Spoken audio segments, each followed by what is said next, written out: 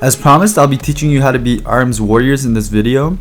And if you don't know already, I fought Iconicus, and he actually held the highest rated player in all of US for quite some time. And he's still one of the highest rated warriors currently. And I normally don't really lose to warriors that often. Warriors are pretty easy to beat compared to some classes such as hunters and pharaohs. But lately when fighting good warriors, it's been quite a challenge.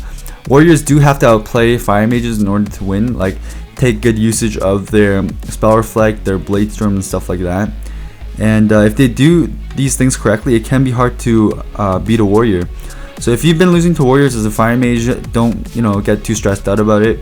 I'll be teaching you the ins and outs of everything you need to know when fighting warriors. So before we get started though, I do want to announce the skill capped account winners. In my last guide, I told you I'd be giving away 3 skill capped accounts that last for 1 month. So the winners are, drumroll, the 7 Angels, Grath, and Jonathan. So congrats on winning the accounts, guys. Check your YouTube inbox or your channel discussion page to get further instructions on how to obtain the account. That's awesome. But if you didn't win the accounts, don't get too pissed. Honestly, I don't really like doing giveaways for this reason, because only a few people out of thousands can win the account, which is rare. What's the chances? It's gonna be really hard to win giveaways, which kind of sucks. And honestly, giveaways benefit the content creator more than the viewers, because say for example I put out a video, I ask for like subscribers, likes, and comments for a chance to win, and then it helps me grow my video and my channel overall. So it's kind of like helping me more than anyone else. But I didn't ask for subscribers, I just asked you to like and comment, because I don't want people to subscribe to my channel just to win stuff. I don't want my channel to be like that. So that's the reason I don't really like doing giveaways that much. So if I want to hook you guys up and do like giveaways, instead of doing giveaways, I like to just put out guides like this to help you get better at the game, which will help you enjoy the game more, which means you'll have more fun and you'll be happier. So we all benefit from it, right? So anyways, congrats on the winners. Maybe I'll do more giveaways in the future, but for now I just want to continue pumping out guides for you guys to help you guys out. And yeah, let's get started.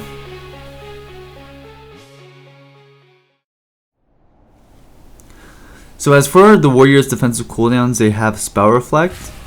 They can also take mass spell reflect for an additional one, which is optional.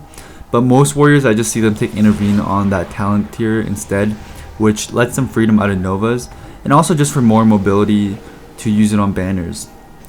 Also, they have shield wall, which reduces all damage taken by 40% for 12 seconds, and die by the sword, which reduces damage taken by 20% for 8 seconds. And they also have demoralizing banner, which reduces damage by 10%. So they just have so much damage mitigation that it can make it a little bit hard to global a warrior.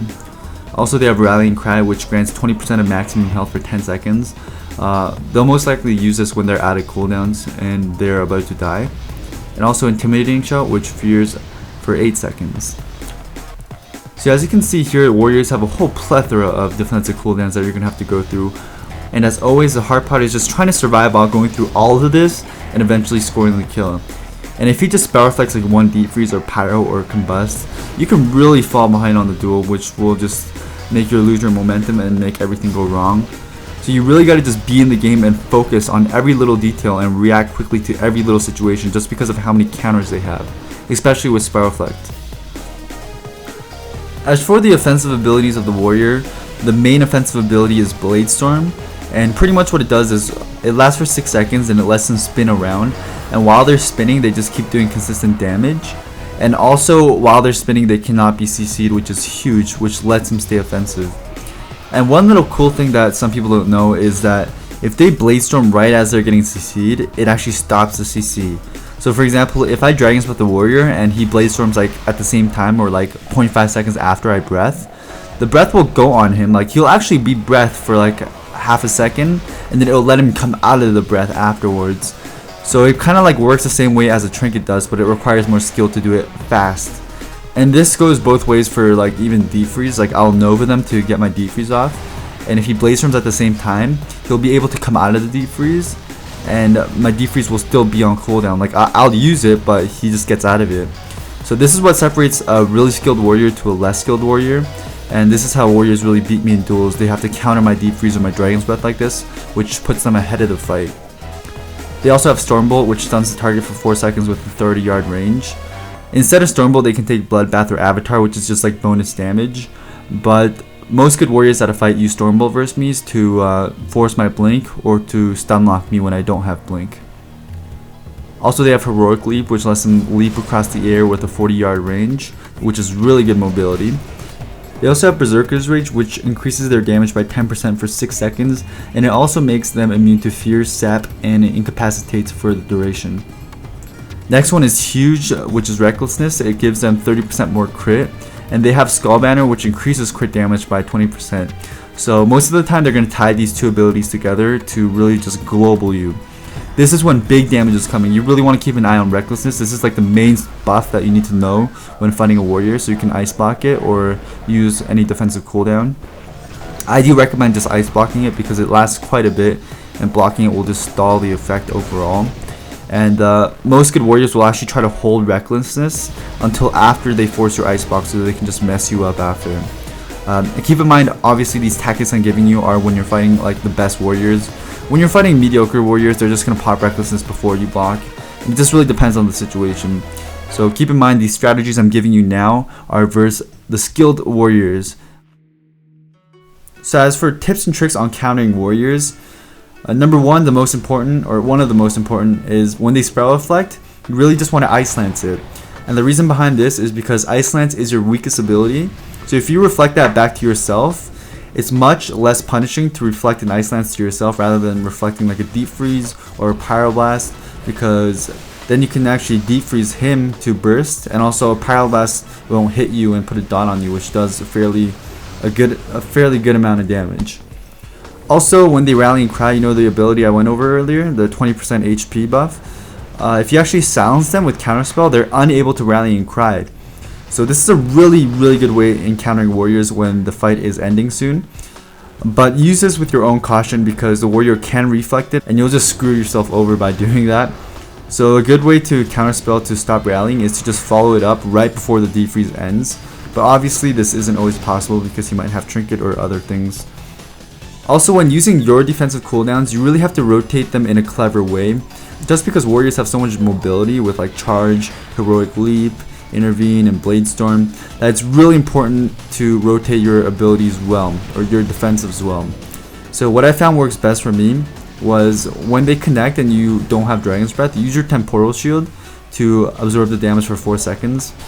And also try your best to save your Blazing Speed for their Blade Storm, because Blazing Speed will get you out of range of the Blade Storm area, which will force them to stop using Blade Storm and kind of Heroic Leap or charge you. And this will just stop his damage. So that's the most crucial way of staying alive versus a warrior, is using your Temporal Shield correctly and your Blazing Speed correctly, and obviously your Ice Block. And you can actually use Alter Time defensively as well, but it's preferred to use both offensively and defensively at the same time, which means when he pops cooldowns you want to Alter Time, but also Alter Time with a Hot Streak so you can get extra Pyros and sit out that Alter Time, if that makes sense. And also keep in mind, you can actually Blazing Speed your Alter if you want to. You know, this is not needed, but if you Blazing Speed right before you Alter Time, you'll get 2 Blazing Speed. So when you return back to your original position, you'll have a speed boost. So now, as always, I'm going to commentate over one of the duels I had with Iconicus. And this is actually one of the best duels I had on my part out of all the duels we did. So this is going to be a really good example of rotating your defenses correctly and making best usage of your survivability.